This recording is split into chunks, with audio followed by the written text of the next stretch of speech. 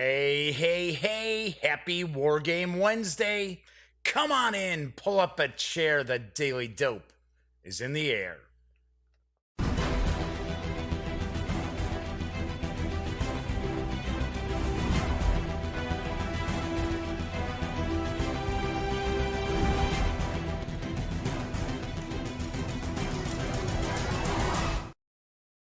Howdy, howdy, howdy, gang. Yes, I'm Jeff McAleer, back once again as your host here at The Daily Dope, presented by thegaminggang.com. Welcome aboard. Tonight is Wednesday, June 5th, 2019. It is episode 312 of The Daily Dope. And of course, it's Wednesday, so that means I'm looking at a war game.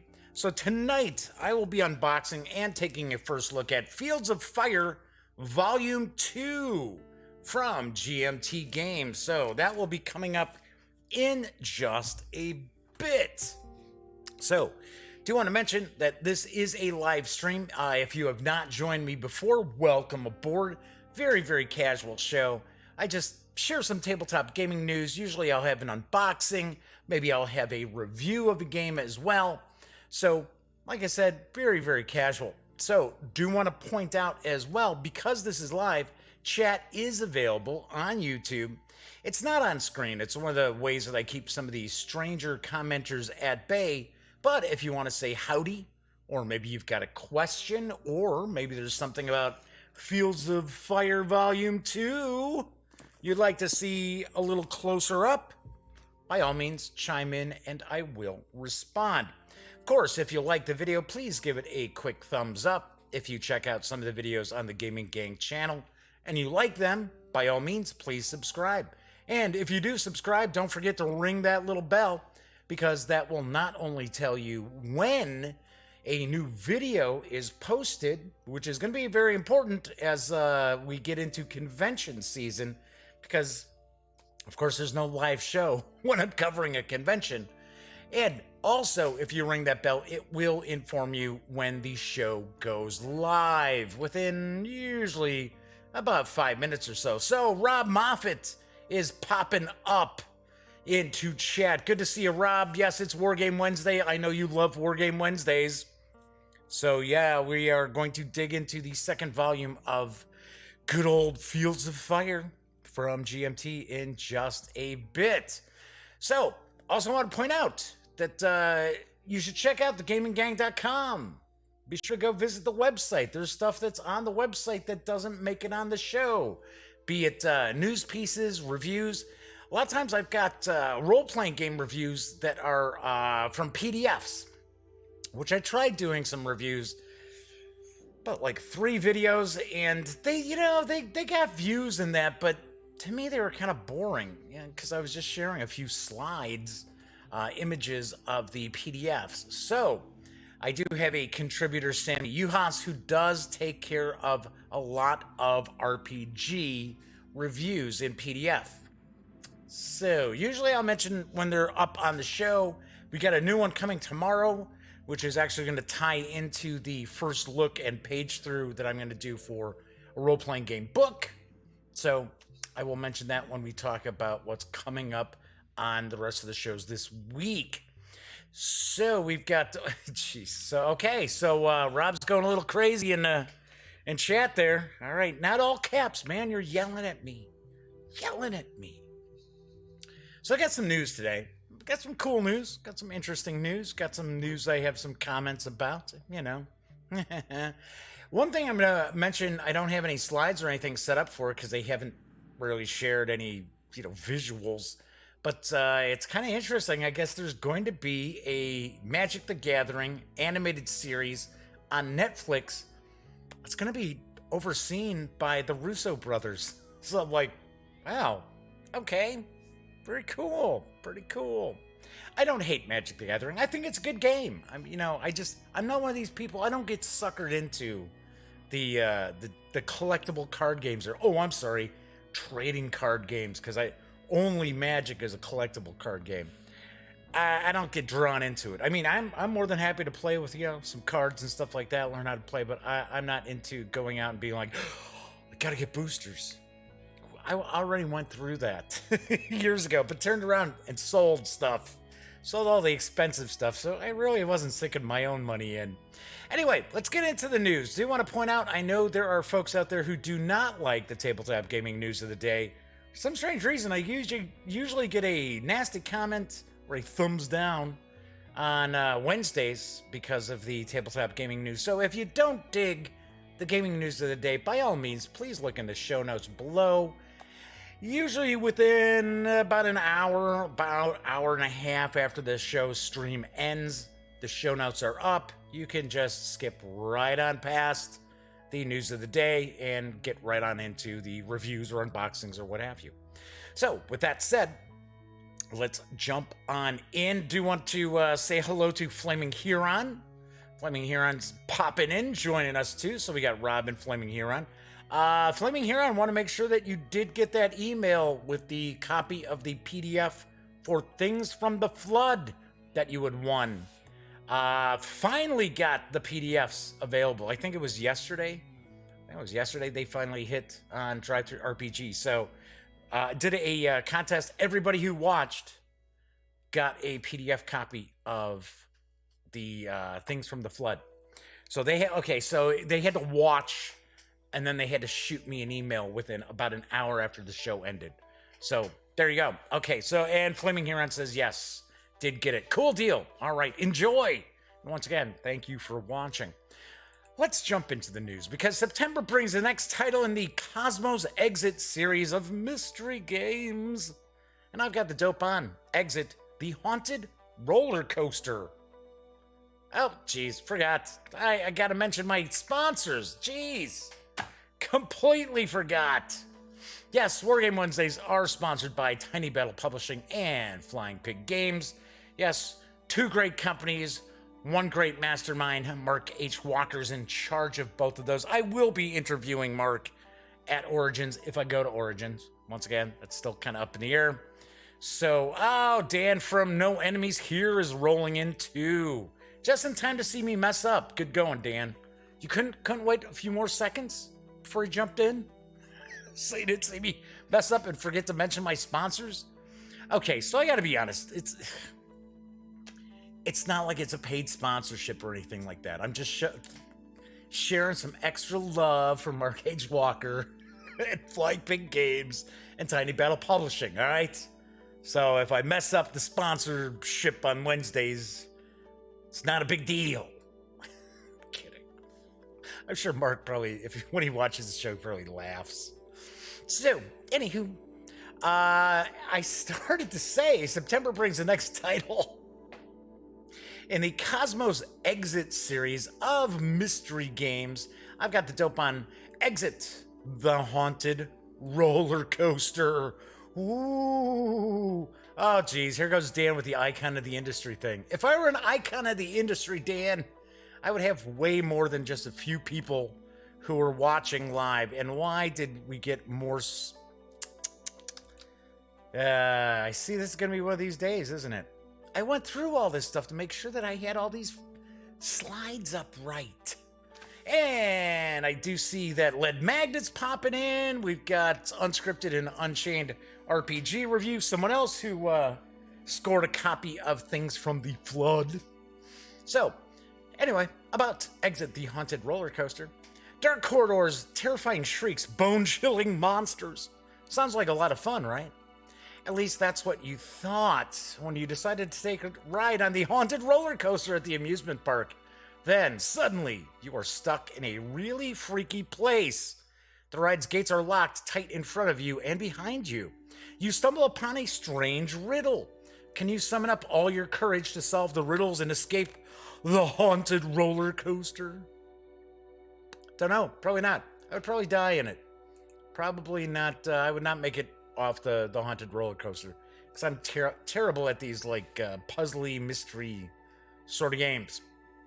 Anyway, Exit, the Haunted Roller Coaster, is particularly suited for novice riddlers as an introduction to this series of escape room games.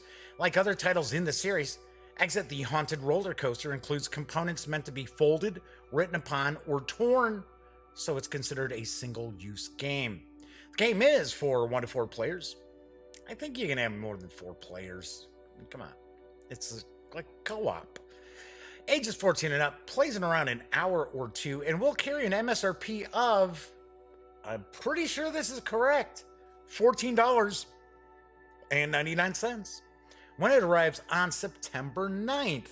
Reason why I mentioned the $14.99, I'm pretty sure is correct, is because the exit games usually carry an MSRP of about $24.99. So this is, I know it's for novices. It's more an introductory game to get people into exit. So maybe there's a little bit less in it. Don't know. Next week brings the reprint of Axis and Allies D-Day from Avalon Hill. Oh yes, and I've got the dope. It's the morning of June 6th, 1944. As Allied forces prepare to storm Normandy's beaches, the fate of Europe is in your hands. Yes, your hands. In honor of next year's 60th anniversary of D-Day, Avalon Hill will release Axis and Allies D-Day, a new standalone extension of the classic strategy game Axis and Allies. Axis and Allies D-Day will allow players to recreate the largest amphibious invasion in history. Axis and Allies D-Day features detailed game components, including a new blockhouse piece, an extra-large game board, and original artwork commissioned exclusively for the D-Day box. Other elements of this Axis and Allies variant include a card deck with 3 card types, orders, tactics, and fortune. And I have to point out, I do believe Avalon Hill is using really, really old sell sheet info because it is not the 60th anniversary of D-Day, and this is a reprint. This is like, the sell sheet info is as if it's brand new coming out.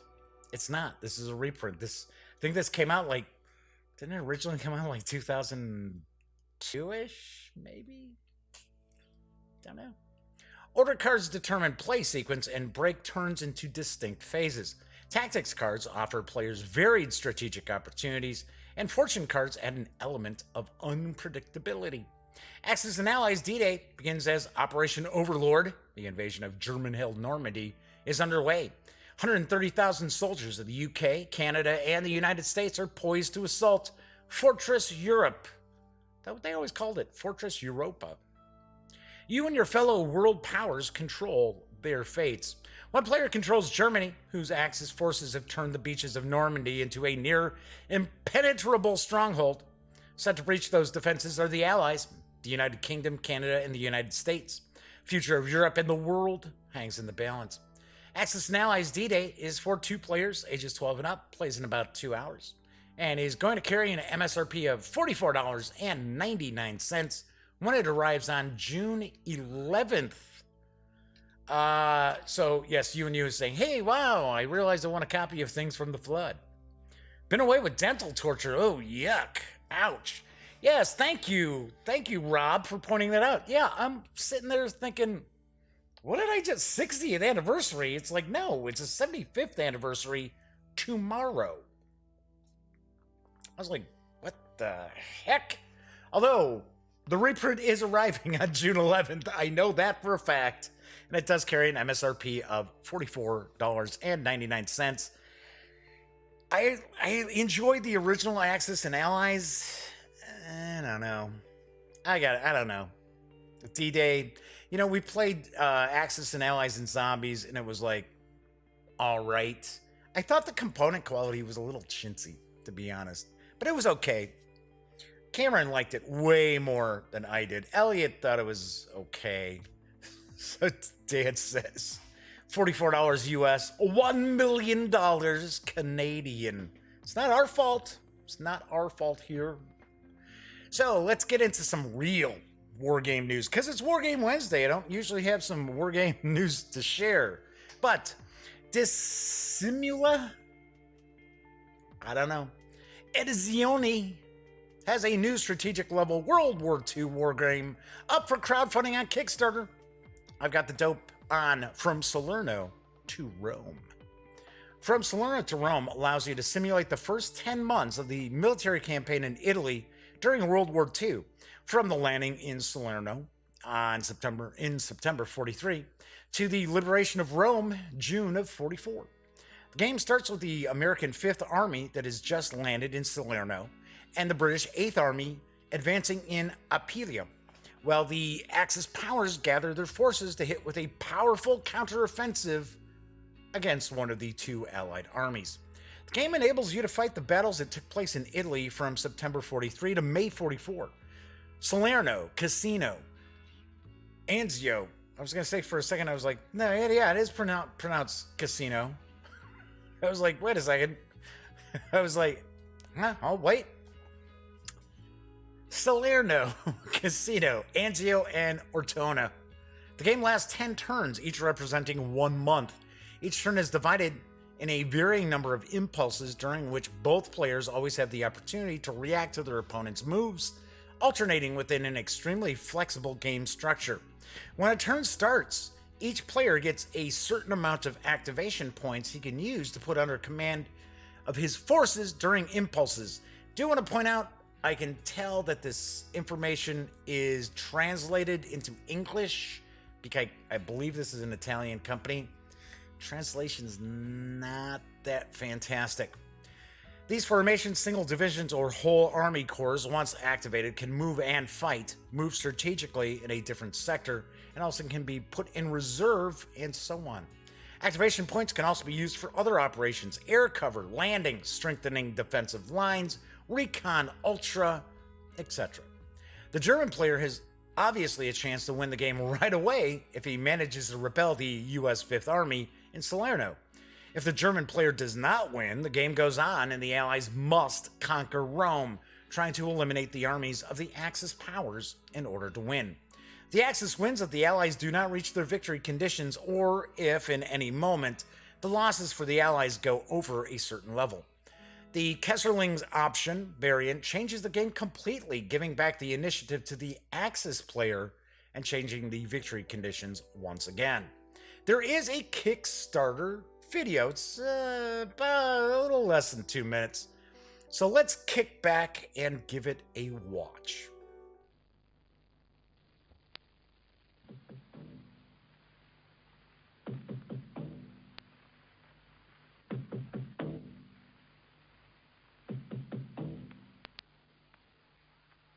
Parla Londra. Trasmettiamo alcuni messaggi speciali. Felice non è felice. È cessata la pioggia. La mia barba è bionda. La mucca non dà latte. Giacomone bacia Maometto. Le scarpe mi stanno strette. Il pappagallo è rosso. L'aquila vola. Parla Londra. Abbiamo trasmesso alcuni messaggi speciali.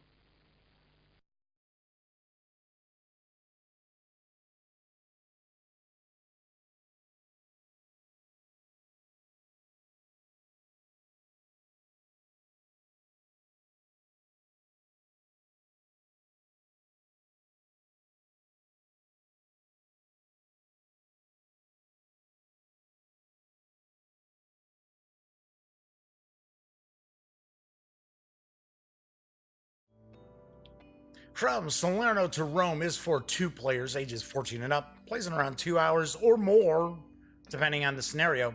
The Kickstarter project is over 150% funded. You can reserve a copy of the game for a $54 pledge through June 18th, with an expected delivery in January of next year. Weird that video just, it's kind of,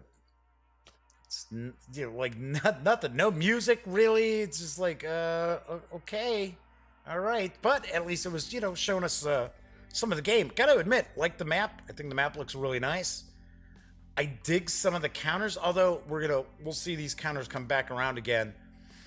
Once again, it falls into that aspect, and maybe it's just me, but especially with these counters, they're showing silhouettes of various different tanks, silhouettes of various different aircraft. There's like a blown up bridge graphic there. There's all these little graphics. And then when it's infantry, it's that iconography again, that boring iconography.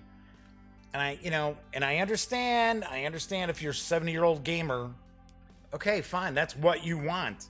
But you're not going to get 20-year-olds to sit down and play your game. But it looks like that. It's just me. Just me. I am not basically saying don't check this out, because to be honest, $54, that's a pretty decent price. That's seems like a lot of action and adventure. And I shouldn't say adventure.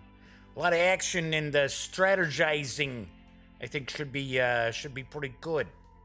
So Rob Moffat's talking about the Rapido River disaster there, and I do see some folks in chat had relatives who fought in D-Day. Who was it? Who did I just see here? Said, oh, there, Unscripted and Unchained RPG Review said their father fought in D-Day. Yes, yeah, and every day we have fewer and fewer World War II veterans about, and it bothers me a little bit because I don't think we do enough for them. Nope, greatest generation though, I will admit. Okay, let's move on to some RPG news, because there is a new superheroes role-playing game which has arrived in PDF from Scratchpad Publishing, and I've got the dope on Spectaculars. Spectaculars is a tabletop role-playing game where players create their own comic book universe, craft heroes and villains to populate that universe, and then play through full-length campaigns to tell incredible stories of heroism and villainy in a world of their own creation. This game set gives a gaming group everything they need to play the game and to create their own consistent campaign that spans multiple comic book genres. Through play, each copy of Spectaculars evolves into its own unique comic book universe. In essence, the players create, through play, a rich backdrop against which their heroes and villains clash. The nature of the setting is determined by the players. Is your setting's home city built on top of a dimensional rift, spilling dark magics into the world?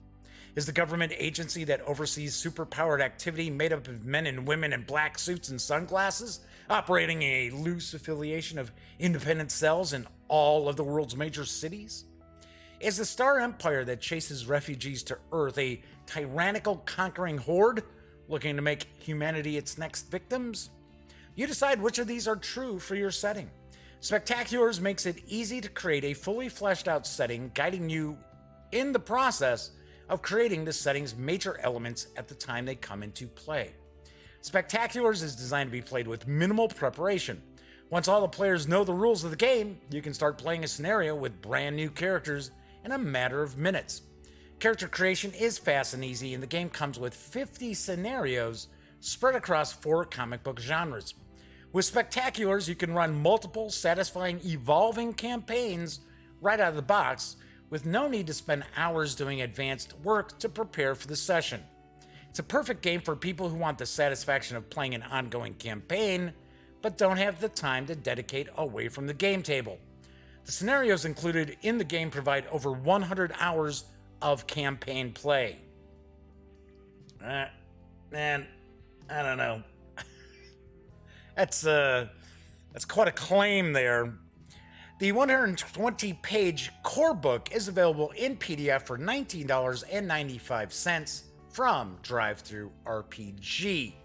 So I wanted to share this for 2 reasons. Number one, Scratchpad Publishing actually has done some pretty good work in the past. They've got some other games out there as well. I got to admit though, $20 for a 120-page PDF. Sorry, I just think that's way too pricey. When you go over 10 cents a page for a PDF, I think you are really, really starting to price inadequately, I guess I will say. Plus, this was Kickstarted, so that's another thing that I don't understand is when you brought in your funds kickstarting a role-playing game, I don't think you should be price gouging people for the PDFs. Just my opinion. But this is a hot seller right now on DriveThruRPG, so it might be pretty good. It might be pretty good. Hey, Nefarious Coel has popped in as well. Good to see you, Nefarious. My final news piece, another RPG-related item here. Onyx Path Publishing has released the second edition of the Scion RPG on DriveThruRPG, and here's the dope on the 2 books. First off is Scion Origin. You are the child of a god born to the magic of yesterday and the promise of tomorrow. You live in a world of myth where every ancient story is true. Your ancient enemies, the Titans, stir in their prison beneath the lands of the dead. Their spawn issues forth from lands of myth, and the specter of war falls across the heavens. In this age of turmoil, you seize your birthrights and feel the call of your blood. Find your destiny, live the myth, embrace your fate. Scion is a game about gods and humanity and everything in between. It's a game about mythic deeds and the reasons people talk about those mythic deeds. Scion Origin details the Scions when they're still mostly human before the visitation that introduces them to the divine world. They're exceptional humans, perhaps blessed with luck and skill or cursed with ill fortune and strange trials in their lives, but humans nonetheless. The 178-page PDF is now available for $14.95. Then there's Scion Hero. The Savage Titans have escaped their eternal prisons to wage war against the gods once more. Their battles in the lands of myth have spilled over into our world, but even the gods cannot stop their personal rivalries and squabbles long enough to care for the peoples who worship them. Find your destiny and seize your birthright. Scion Hero details the children of the gods when they have been touched by the divine, awakening to the miraculous power their parents wield. But this great power comes with grave responsibility. Yeah, that's pretty close to that Marvel tagline for Spider-Man, isn't that? The Scions must negotiate both the human world and the divine one, acting as intermediaries and shielding the worshippers of their parents from harm. Can they struggle to fulfill their fate and still remain tied to what they care for most? The 319-page PDF for Scion Hero is available for $19.95 on DriveThruRPG. Kind of strange, right? 178 pages for $15. Almost 320 pages for $20. But still, less than 10 cents a page. So, there we go. All right. Bit of back and forth going on in chat. So, talking about the Marines and talking about Fields of Fire. Anyway, so Nefarious was asking about Fields of Fire. So we are going to get into the second volume in just a little bit. Do want to mention, I was talking about DriveThruRPG. So if you are into role-playing games and you are going to visit DriveThruRPG, please stop by thegaminggang.com first. That way, if you do visit DriveThruRPG, whose banner is up top, or Wargame Vault, which is another one bookshelf site, whose banner is all the way down on the bottom of the website, and you make a purchase, I get a tiny, tiny portion of that sale, but they all add up. It all adds up, and really helps keep the gaming gang around. So, we got chat bouncing around pretty good. So, let's talk about what's coming up on the show for the rest of the week. So tomorrow's show, I am going to actually page through, take a first look at Cyberpunk. This was the second edition. This is 2.0. And this is going to coincide because Sammy's got a review. She's got a review for me, and I will touch on a little bit of some of her thoughts about Cyberpunk. And I will not steal her thunder, though. But as we page through it, I think we will definitely run across some things that, let's say, colored her opinion of the game. So we'll talk about that. Cyberpunk Red, yes, is on the horizon. I don't know when it's supposed to hit. I know it's delayed. I know it's not finished. I can tell you that much.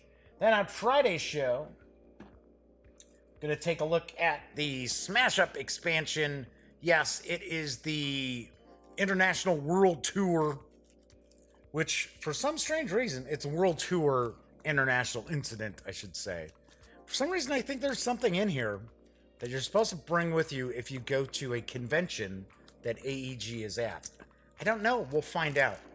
And I might actually also unbox the Shy Pluto expansion for Space Base.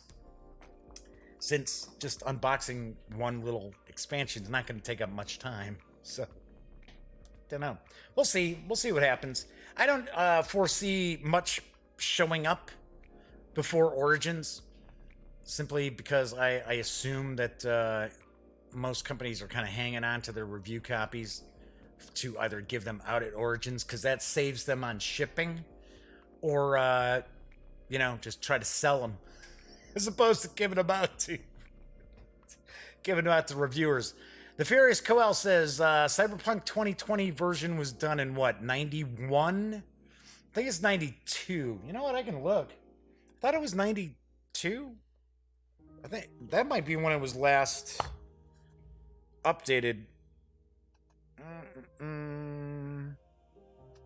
No date. No date on it.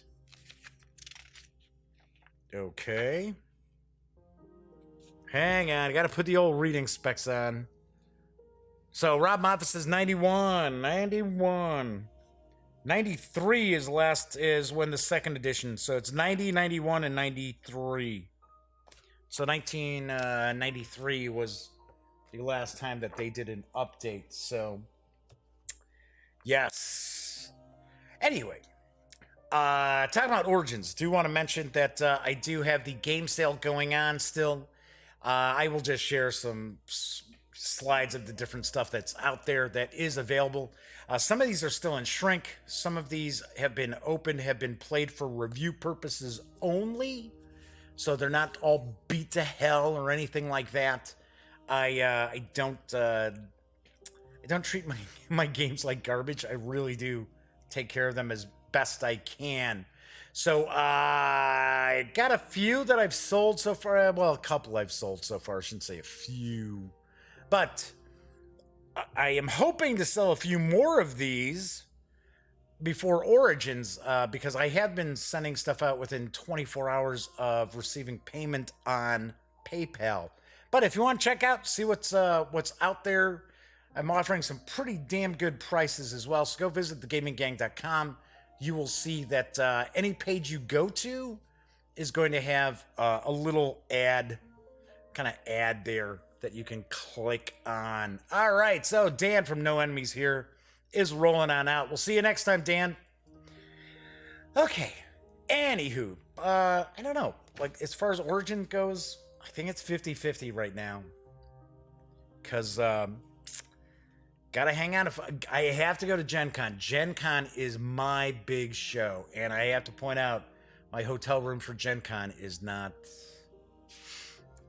cheap, unfortunately. So, anyway, we are going to take a look at Fields of Fire Volume 2 in a moment.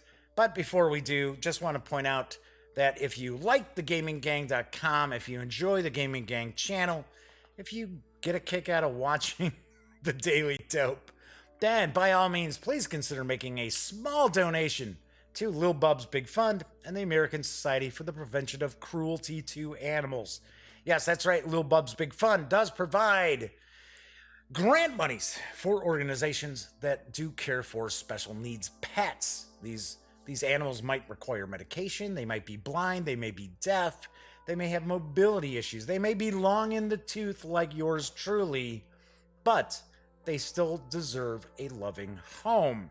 So 100% of all funds that are raised for Lil Bub's Big Fund is granted out to these organizations. It's very, very important for you to keep in mind. So did want to mention that. If you do make a small donation, by all means, please shoot me an email, let me know, and I'll be more than happy to give you a shout out on the following show.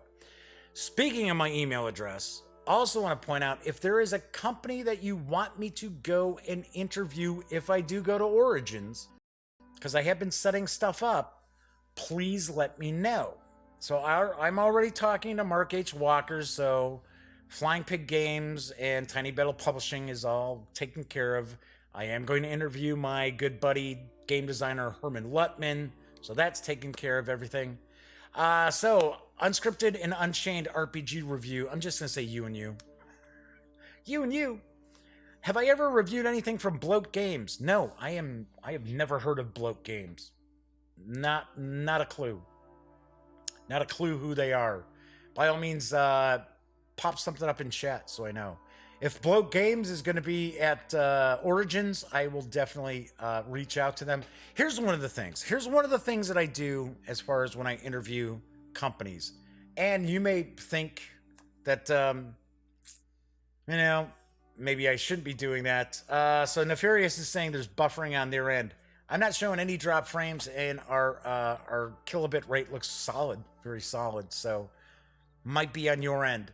Anyway, I was going to say that I will not interview companies that are not providing review copies. It's just I've been doing this long enough where I'm sorry my time is limited. Doing the interviews and then doing all the editing for the videos and doing the B-roll and stuff like that. It's a lot of work. So if a company is not interested in providing any review copies of anything, I don't bother talking to them. If that makes me a jerk, it makes me a jerk. Don't know what I can say. Okay, anyway, let's move on into Fields of Fire Volume 2 from GMT Games. Designed by Ben Hall, with artwork and graphic design by Donald Haggerty and Roger B. McGowan. The game is for a single player because it's solitaire. It's for ages, I always say 14 and up. Plays in around 2 hours. Of course, it's going to depend on your scenario as well. It does carry an MSRP of $82. It is available now, as I like to say with all GMT games, and I will mention this again at the end. If you're interested in getting this, strike while the iron is hot. Don't sit around and wait months and months because it'll be sold out, it'll be gone, and you will be out of luck. Right, let's switch on over to the other camera here. Jeez. So Chad is discussing MREs and mess halls right now. Yes, it must be dinner time, or maybe people are late to dinner. So, okay, so this is the second volume of Fields of Fire, and it's supposed to actually have kind of a tagline to it, which off the top of my head I can't remember what it was. But it is the 5th Marines. This will have scenarios for World War II, Korea, and Vietnam. So, we flip this on over here. We do see that it is rated at medium complexity by GMT, and solitaire suitability, of course, is a 9 because it is a solitaire game. So I'm not going to read all of the text from the back of the box, but Fields of Fire is a solitaire game that places you in the role of a rifle company commander in actions raging across World War II, the Korean War, and the Vietnam War. It is the second volume in the series and focuses on a Marine rifle company. The game is diceless and card-based, and there are 2 different types of card decks used in play. There are 3 separate campaigns, and each has its own terrain deck that is based on the specific region for that campaign. You use a terrain deck to build a map for the various missions your company must perform. The action deck serves many purposes in controlling combat, command and control, and various activity attempts. The units of the company are counters representing headquarter elements, infantry squads, weapons teams, forward observers, and individual vehicles and helicopters. Each mission is a single game, and several missions are strung together to form a historical campaign, during which you must manage experience and replacements. A mission can be played in about 1 to 2 hours. Because the campaigns span 3 eras, you can experience the evolution of the Marine Rifle Company in equipment and tactics. The game is based on 3 actual campaigns fought by units of the 5th Marine Regiment in World War II, Korea, and Vietnam. Each campaign has unique terrain from beaches, jungles, and coral ridges to steep mountains and dense city blocks. 5th Marines is the most decorated regiment in the Marine Corps and fought as part of the 1st Marine Division in all 3 campaigns. So we got Peleliu, we got the Chosin Reservoir, and Hue City. So those are really where they're basically set. So talking about homemade chili and cornbread. I make homemade chili, by the way. Yu says Vigilante City is Bloat Games' newest RPG. It's a superhero game. Vigilante City rings a bell. It does ring a bell.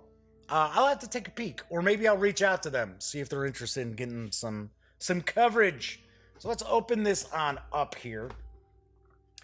So first off, I'm going to address the elephant in the room because there are a lot of people. The first volume of Fields of Fire went over like a lead balloon, like a Led Zeppelin.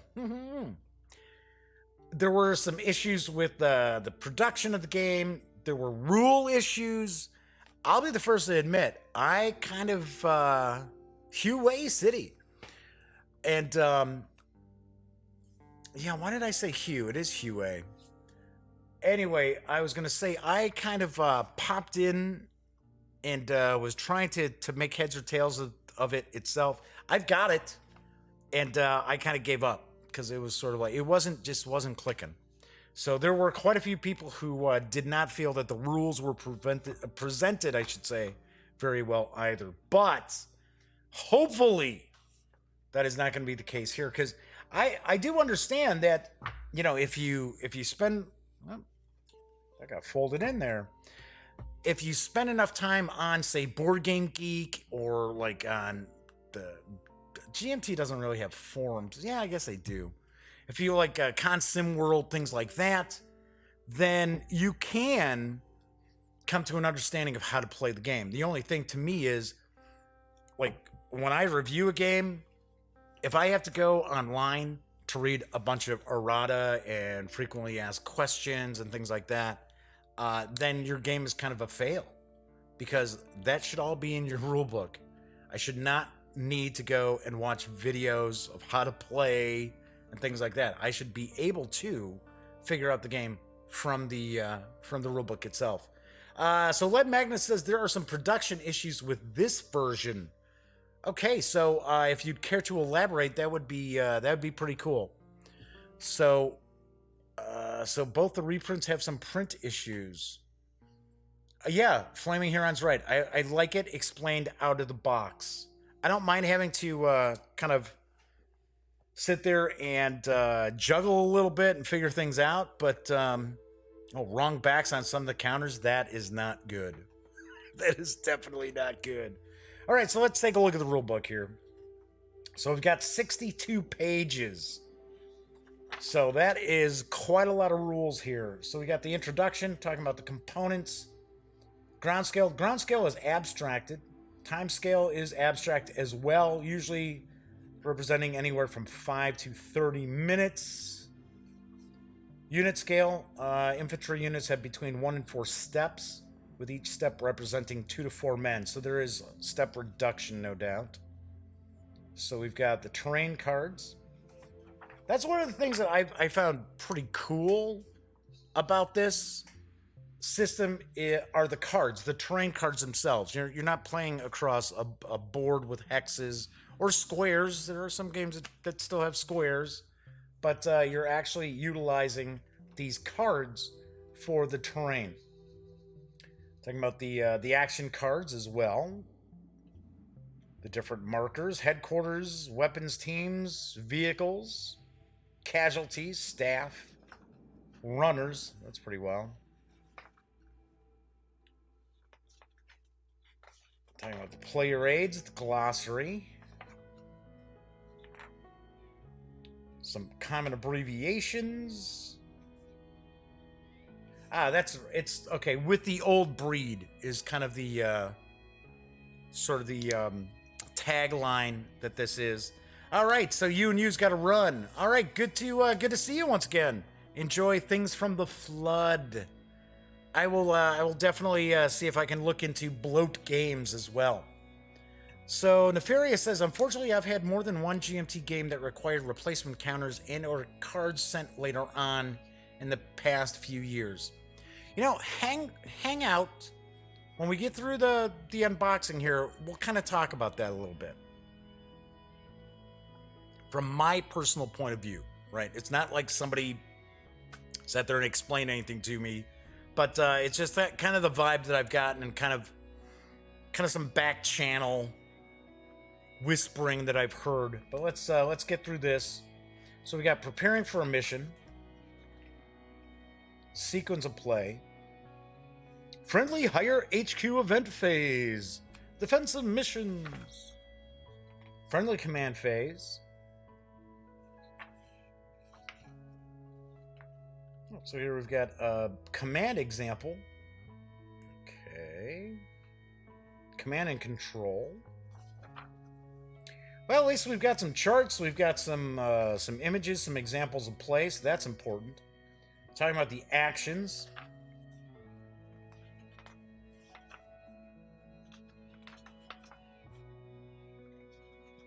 Phone and radio examples. Jeez. I'd say that's a little complex. Washington's War had some wrong back counters. I saw a do-it-yourself vid on YouTube where he cut the counters with an X-Acto knife and glued the proper backs together. I tried it and it worked.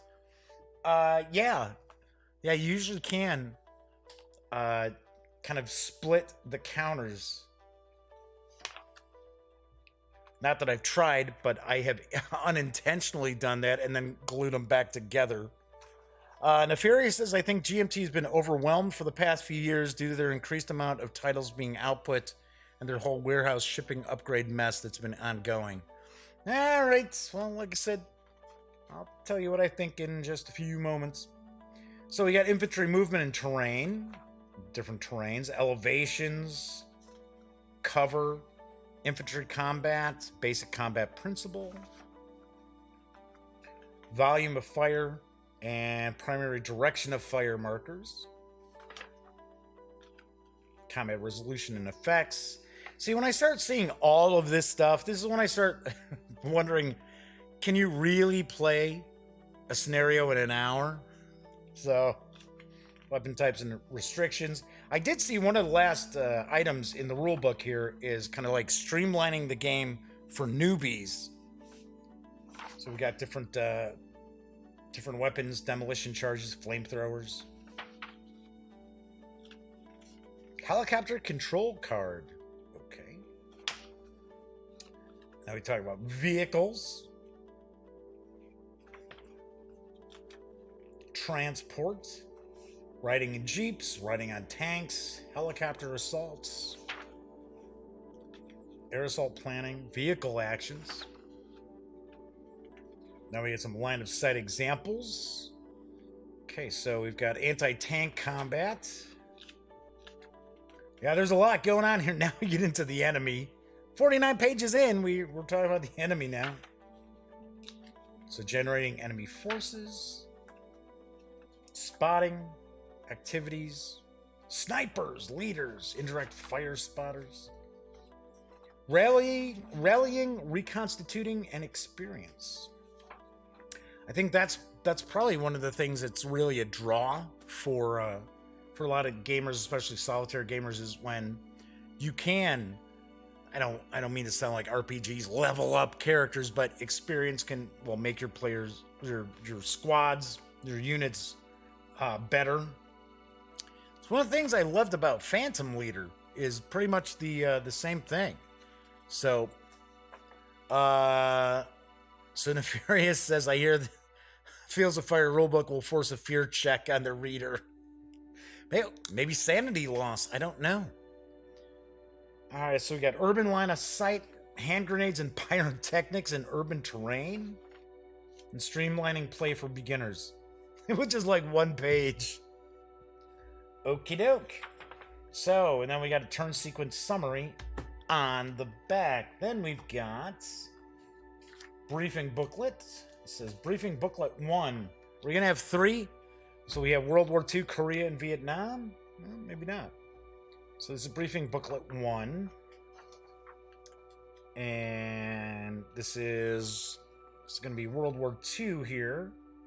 As we see, that's 1944.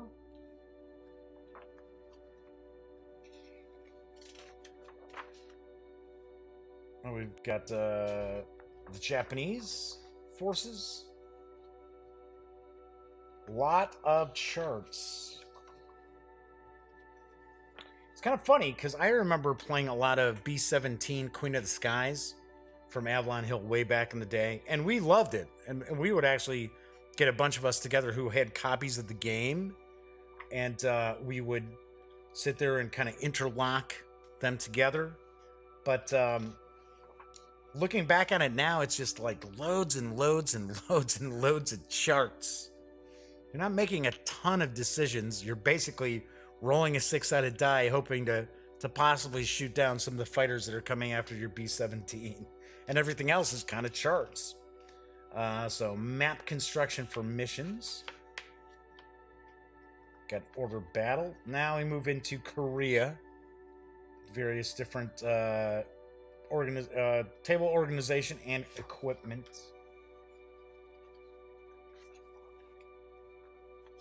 So, once again, we've got all the various different charts in this. And then I'm going to take a guess. The other briefing booklet is going to be Vietnam. So here we've got for the Chosin Valley. So we've got this briefing book. And yes, there we go, 1968. So we've got the different missions. Fire support, attachments, experience points, NVA force packages, NVA unit types, a few of those. Potential contacts, depending on the mission that you're playing. Looks like there's 8 missions in the Vietnam. So we've got map configurations, master map. Okay, so now we start getting into some historical notes. That's one of the things I always really dig about GMT games are their playbooks and their designer notes. I always like when we get a nice, meaty play example, which I don't know if we're going to see that in this or not. Let's talk about the different missions, what they kind of historically represent. And that is the second briefing booklet here. Now we move into the counters. Got quite a few punch boards here. So we will actually zoom on in. Looks like we've got a lot of these are informational. Starting off here. So let's take a quick peek here. So potential contacts. Exposed. Yes, Pinky has come down. Yes, hello, Pinky. I know. Always has to make sure that her presence is known. So Rob Moffat says this game looks fascinating from a design point of view. Yeah, you know, I mean, it really does look really interesting. It really does. So Neferi says they picked up Target for Today not long ago, but hadn't played B-17 since the 90s. Yeah, I picked up a copy on the secondary market probably about 7 years ago, and it was in really good shape. And I was like, wow, this is just tons and tons of charts. I forgot how many charts there were. Sort of like, still was entertaining, but it wasn't a game where you felt like you were making these big strategic decisions in it. Okay, so we've got some of these informational. Like I said, I'm not sure which ones are going to be incorrect, which ones don't have the correct backs on them. So, got the next punch board here, next counter sheet. So we've got daytime, nighttime, rain, snow, ammunition. So we've got tank ammo, we've got machine gun ammo, flame attacks, incoming attacks, grenades. That's pretty wild. We got different radios. A lot of counters here for the various different equipment for your company. So then we've got fire teams, assault teams. I like the counters. Kind of cool. Hey, at least it's not just iconography. So I always like that. Looks like casualty markers here. Alright, so we got those. Then we've got, looks like we've got some armor. We've got some ATVs here. Looks like we've got machine guns. Looks like we've got some heavy weapons mixed in throughout here. Kind of surprised the way the counters are laid out on the counter sheets. Usually you'll see like all the vehicles are on one counter sheet. Another, like say the weapons and that would be on another counter sheet. They all seem to be kind of mixed throughout. So I would take a guess. A reason behind that is these are probably broken up by, like say for an example, World War II or Korea or Vietnam. So that's what I'm guessing here. Semper Fi, paralyzed to fire team, veterans. We've got some more heavy weapon units. We've got more armor. Quite a few counter sheets. So quite a few of those. I'll zoom back out a little bit, just a touch. Because we've got a mission log. Actually got a few pages of the mission logs. So we've got the front, and then we also have the back, which has way more info on it than the front does. So we've got some enemy activity checks, enemy defensive activity, general abbreviations, volume of fire. Then we've got Japanese force packages here. Communist Chinese forces, North Vietnamese force packages. So these are your enemy combatants. Got an anti-tank vehicle and anti-tank weapons chart. All the various different weapons here. Action attempt symbols. There's a lot in this, I'll tell you that. I'll give you that much. We've got the helicopter control card, which we kind of saw in the rule book itself. So we've got that. Take a guess it's just one side. No, there's two sides. Okay. Then we've got a command display. This is just single-sided. So we got the command display here. And then we've got a charts and tables handout. Lots and lots of charts, I'll tell you that much. And then we got infantry combat back there. Now we got some decks of cards. Of course, we got the handy-dandy GMT baggies. So we've got the 3 decks based on which war it is, and then we've got I think this is like the action deck, it's considered. So I will open these up, we'll zoom in a little bit, and we will take a peek at some of these cards.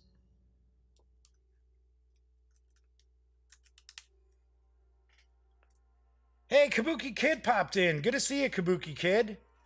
Another winner from the Things from the Flood contest.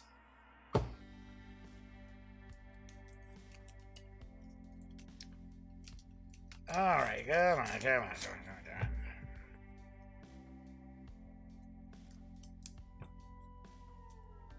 Jeez, didn't even cut all the way through this. It's like, it's the point of using the hobby knife if it's not going to go through all the plastic there. In fact, I almost off camera just sent that deck of cards flying, scattering all over the place. That would have been good. Okay, so first off, let's move decks out of the way. And zoom back in. Now let's look at these cards here. Alright, so these are the action deck. This is the action deck, I should say. Flip this over. So we've got some cards that are going to be some more... zoom out just a touch. There we go. Look like these are more informational cards for you. So spotting attempt modifiers, anti-armor table, command draw modifiers, infantry combat, conditions. This is the action deck, talking about the different cards in the action deck. Visibility and potential contact draws and charts. Okay, so these are going to be player aid cards. Literally player aid cards. Hey, Viper Dave has arrived. Good to see you, Viper Dave. So, okay, so just kind of get an idea of some of the action cards. So we've got cover, HQ. I got to be honest, I don't know what all this stuff represents. So we got a couple of different numbers here. 6, 5, 4, 3, 2, 1. So I guess 6 is the highest number we're going to see here. Hit effects. Have no clue what these numbers running across the bottom are. Sorry, folks. So let's kind of give you an idea of some of the different cards here. So I see we've got the different little icons on these as well. Guessing that's anti-tank. Just taking a stab. It looks like these are all kind of going down. All right, so kind of give you an idea of those. So that's the action deck. You're going to use those cards to resolve the different actions for both your troops as well as the enemy, I'm sure. All right, so this is going to be the World War II. So we've got some terrain cards. Surf Zone, Beach, Dunes, Palm Grove, Airfield,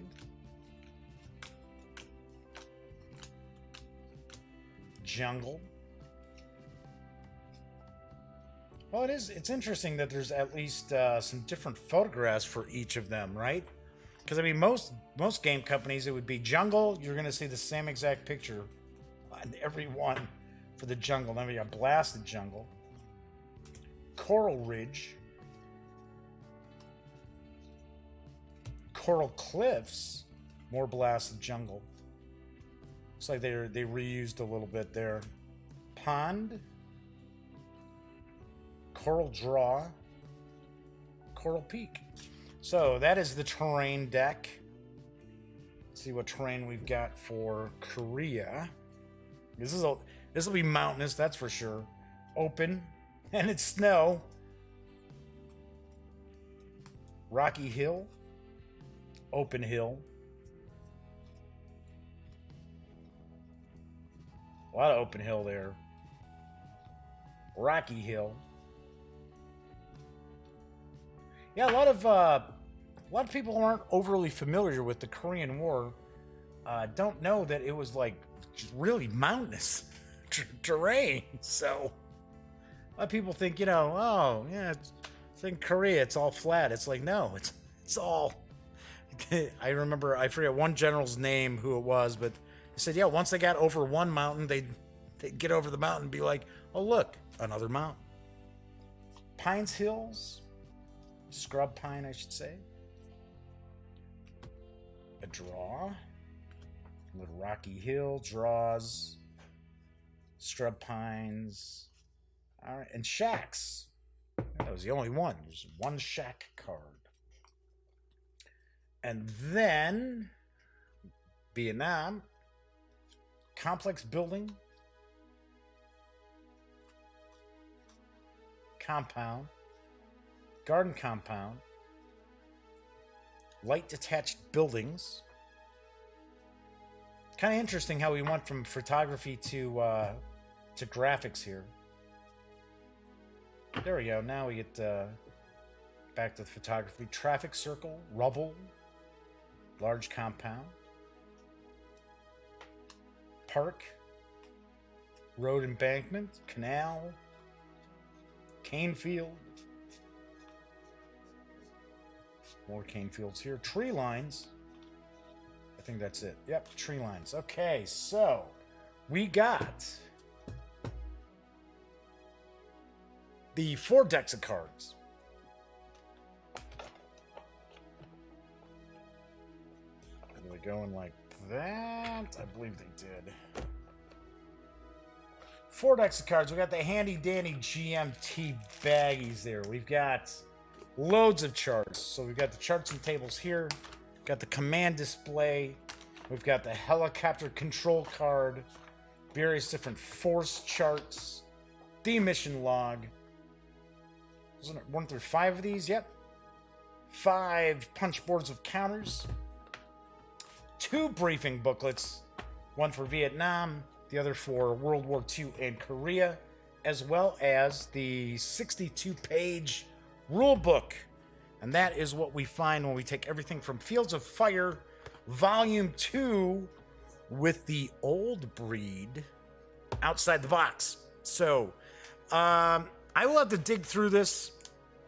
I will see if I can touch base with somebody from at GMT to find out if they're sending out corrected counter sheets and things like that. So we will find out in just a bit. So I'm not sure what might be going on with that. But as I pointed out, Fields of Fire Volume 2 is for 1 player. It is solitaire. Ages 14 and up. Each scenario plays in around 2 hours, maybe more. It does carry an MSRP of $82. So there was some discussion of how GMT is kind of, I guess it's dropping the ball, I guess we're going to say, right? Dropping the ball a little bit on their component quality, a bit on their play testing. So one thing that I understand as far as GMT goes is that really it's sort of like, well, I mean, it's not as bad as like Decision Games, right? Decision Games is just, they print whatever. It's, if the rules are completely broken, whatever. Oh, yeah, okay. So Nefarious is like, ooh, GMT gossip. Well, you got to realize, I have talked to people who have designed games for GMT. So I don't know about moving their offices and that. That really doesn't have anything to do with it. I think the big problem that we see is they don't assign developers to the designers. The designer has to go track down their own developer. So I don't know if that's the case with all of the games, but part of it is with their P500 system. There's no guarantee that a game is going to go to print. So it's all just give you an example. I'm not gonna talk about the game. I'm not gonna tell you who the designer was, and I'm not gonna tell you who was involved in the whole process. But a friend of mine, who's a game designer, I will tell you, it's not Herman Lettman. So there you go. So Herman's off the hook. It's not Herman. Anyway, Gene Billingsley at GMT had asked my friend to design a game, and it was one of these, hey, Gene was like, hey, I've always wanted to see a board game about XYZ. So my buddy was designing the game, and he kept having to send printed prototypes to Gene Billingsley to take a look at. And of course, he had to keep, out of his own pocket, paying to, create these components and keep sending them to Gene. And Gene would say, well, I like this, but, I'd like to see a change in that, blah, blah, blah, this and that, what have you. No development, there was no developer involved, right? Gene Billingsley's got way too much going on to be the developer for someone's title, right? Now, granted, they went in a different direction and the game was going to be designed by somebody else. has not come out yet. I don't know if it'll ever come out. But it is a game that did make the cut for P500, but I don't know. But part of the problem is that there's not a lot of oversight. There isn't a ton of oversight, and because you figure once something gets the P500, if you get 1,000 orders on a game that people are really excited about, GMT wants to get that into production. They want to get that into production over in China, so it looks as if there's that disconnection. And because a lot of these designers aren't going through a lot of heavy development, because that's what all game designers should have. Someone who is there to take their design and break it. And try to see, how can they break that game? Or, so you can figure out, okay, like for an example, the Martin Wallace game, Few Acres of Snow, right? So there was a way for one of the sides to effectively win the game pretty easily because of a design misstep. So that's what a developer's there for. The developer is there to catch that, just like with computer games. You have all these people looking for bugs. So that's what a developer does. I just think that they don't have that kind of development. Yes, and they do have the living rules, which is okay. I like the fact that they do the living rules. At least they're not like some companies. I just mentioned one a little while ago who I think completely blows. It's not where they're like, hey, we made the game, we put it out, and yes, we know the rules stink. You're just stuck with it. It's not like that, at least, for the vast majority of games from GMT. But I will admit, I am the first to agree with a lot of people out there that it seems the past few years, GMT's rulebooks don't make as much sense as they once did. I mean, I remember first picking up Twilight Struggle and just being like, read it, boom, I'm good to play. Granted, you had to play to kind of, understand some of the unique properties to the game, but as far as the actual gameplay itself, read through the book, easy peasy. As I had mentioned before, when I went through the first volume of Fields of Fire, I was like, seriously. So, part of it too is I'm at that age where I don't want to invest like 5 hours to play a single solitaire scenario, So anyway, I got to admit, Danverson Games, although we are talking about GMT, Danverson Games, I have yet to actually pick up a game from them and not understand their rules. But that's because they're mainly designed by Dan himself. So anyway, that is one of the reasons why I think we see a lot less oversight going on with GMT Games. It's because the designers really don't have a developer assigned to them. And, maybe they just have a pal of theirs looking it over. So, all right. So let's see what else is going on here. Yes, so Rob Moffat says, I remember reading the rules for Upfront way back and going, wah. Yeah, that was not an easy one. I only played Upfront a couple of times, and that was back when it originally had come out. Nefarious says, I had to wait a few months for replacements, but at least they did it. Some game companies just will, they ignore everything. They figured, hey, we made the game, we made mistakes. Oh, well, too bad, so sad. And of course, you get burned by a game company, you're not going back to them. So, Hubcam 210 came by. Good to see you. All right, so that is it for tonight's show. As I mentioned, tomorrow night's show, we are going to page through, take a look at the classic second edition of Cyberpunk from our Telsorian Games.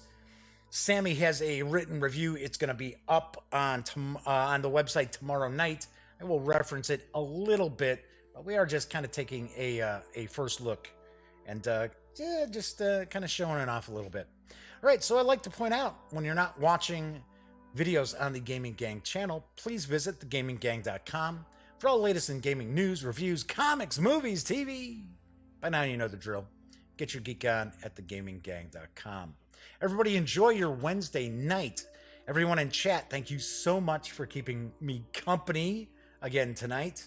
Those of you who watched live who just didn't chime in, that's cool too. I'm glad you're here. And of course, if you're watching after the fact, I love you as well. Thanks for watching. I'll see you tomorrow.